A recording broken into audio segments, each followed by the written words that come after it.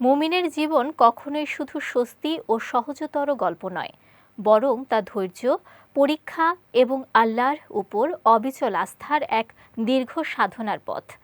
দুঃখ, কষ্ট ও বিপদ যখন বারবার জীবনে এসে দাঁড়ায়, তখন অনেকেই বিভ্রান্ত হয়ে পড়েন।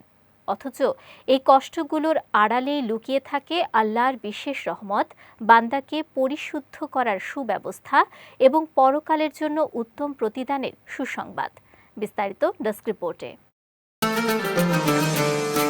ইসলামী দৃষ্টিভঙ্গিতে দেখা যায়, যাদের ঈমান যত বেশি দৃঢ়, তাদের জীবনেই পরীক্ষার মাত্রা তত গভীর হয়।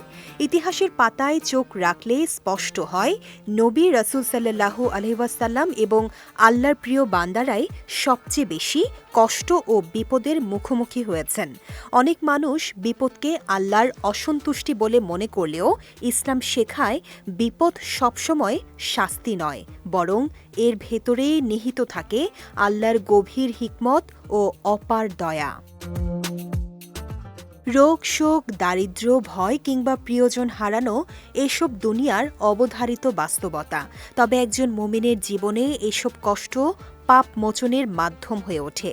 রাসূল সাল্লাল্লাহু আলাইহি ওয়াসাল্লাম বলেছেন, সবচেয়ে বেশি পরীক্ষায় পড়েন নবীগণ, এরপর তাদের নিকটবর্তী নেককার বান্দারা।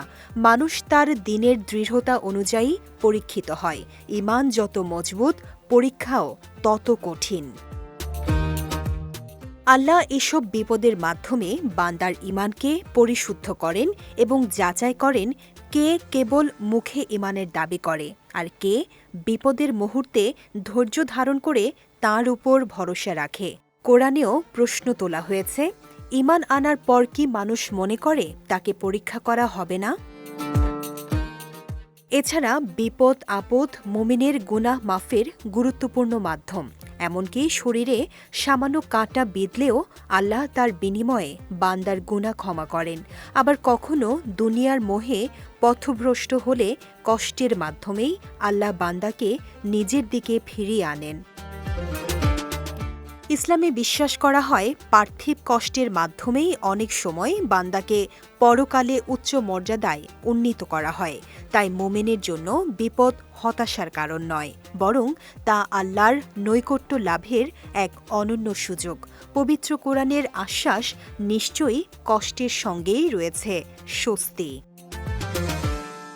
বিজয় টিভি নিউজ ডেস্ক।